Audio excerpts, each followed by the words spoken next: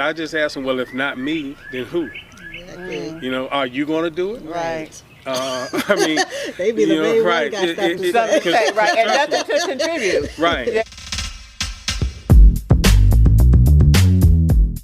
Good morning. My name is Delbert Jarman. Most people know me more affectionately as DJ Craze. And I am a community liaison, a family and community liaison for Durham Public Schools. And my school that I work directly with is W.G. Pearson Elementary School. Tell me about the backpack program, the lunch backpack. At W.G. Pearson, as not all schools, but a lot of schools have, we have a program called Backpack Buddies. The Backpack Buddies program is a program that is designed to provide food, a healthy meal for students that otherwise would not eat over the weekend. There are a lot of students that rely on the school system for their meals every day. And there are some students that on the weekends when school is out, they probably would not eat. And the Backpack Buddies program provides them with food, drink, snacks, and things like that to last them throughout the weekend. So every Friday, or whatever the last day is for that week, we prepare the bags, the book bags, that we put the food into, and the kids take them home and bring them back. They bring the book bags back on Monday. What made you become a community advocate? Was it a specific event that set you down this path, or your upbringing?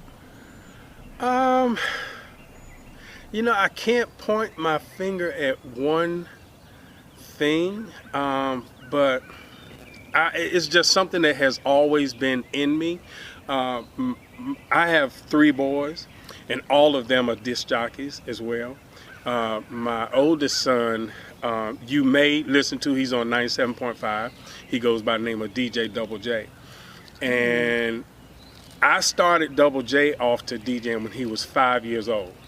And he got pretty good at 6, and he got good enough to the point where he got his own radio show at 8 years old in Charlotte on Hot 92.7 FM at that time. Well, when he was young, we started a kid event called Kids First Friday, where we started, I guess, doing the things that we do now, having the kids and the parents come out once a month, and we would have, you know, we play games, they'd be dancing, have food, and it was more of a social gathering and an uplifting more than a party, even though it was a party. But I think if I had to point to one thing, that was the era that pretty much started me on the path of being more a community activist. Okay, and what made you want to do this? What keeps you going throughout this whole process? Well, I was working at Southern High School, and my wife actually saw this job when it came available, the community liaison job. I almost didn't even apply for it because it was contingent upon a grant that the school had. And the school was on its 2nd year of the grant, and I think it was a 5-year grant. And so I didn't want to get caught up in the grant being over, then I got to look for another job and this and that.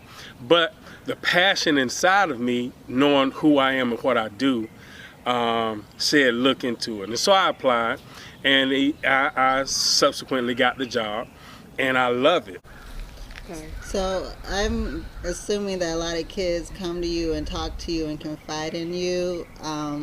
When these kids are in these kind of situations, like, what's the kind of advice that you give them to help them stay positive or to stay on the right track? You would be surprised, and then again, maybe you wouldn't, at the things that these elementary kids are exposed to and what they're going through and what they're dealing with. You know, drug addiction in the family, mother or father missing from the home. And so there are a lot of different things that you would say to kind of boost their spirits and just try to help them realize that today is not the end. You know, there's always tomorrow. You know, lift your head up, try to be positive, giving them all kinds of encouragement from inside that you may think is minor, but could be that one thing that that child needed to hear to help them educationally and emotionally. What kind of support do you need from your community to help you accomplish your goals? Everything. We need everything. But I tell you one thing, we need more than anything: the physical presence of people in our building. I really implore people to come to our school. You'd be surprised at how much children look for us as adults to just show up. I started a program at our school called Lunch Buddies, where we have community people come at their choosing, one day a week, to have lunch with a specific student. You know, and you can choose that student, and we pair you up, and you know, you and the student meet and you talk and you kind of familiarize yourself with that student, and then you build a bond with that student. And that's another one of the programs that we use to try to reach kids and let them know that, you know, not just the teachers and not just your parents care about you. We have people in the community that care about you. We have people that you may not even know that care about you. Because volunteering, Dr. Mubinga, the superintendent, is very big on the community being a part of the school system. So anytime I can think of something that will bring the community into the school, I just try and do it. And you know, I've had a couple of instances where I've done some things and just ran with it without even speaking to my principal. Well, and it turned out to be great, and she loved it. But for example, I had an idea to bring barbers into the school and give haircuts, you know, and I did it without asking the principal. But she loved it, and it was great. And then so she gave me a suggestion, hey, well, let's get the little girl. So for Valentine's Day last year, we had the hairstylists come in and doll up the little girls and get them, right? That So is really anything that we can do to bring the community closer to the school is what we'll try to do. Have anyone been saying anything to you about needing masks or having issues finding masks? Yes, and which is why I'm glad I bumped into you guys on social media. That's one of the things. We just had an organization that supports our school called Creekside. They donated some masks for our teachers, and I was asking about our students to see if there was some kind of way that we could get, you know, any amount of masks donated to our students. Some of them have them, but there are a lot that don't have the means and are just going without it because they don't have. And then some of us, you know, especially the parents, our pride won't let us ask for things. And so that's part of where my job comes in, to try to see if I can help provide you with some of the things that you may not even ask for or may not even know that you need.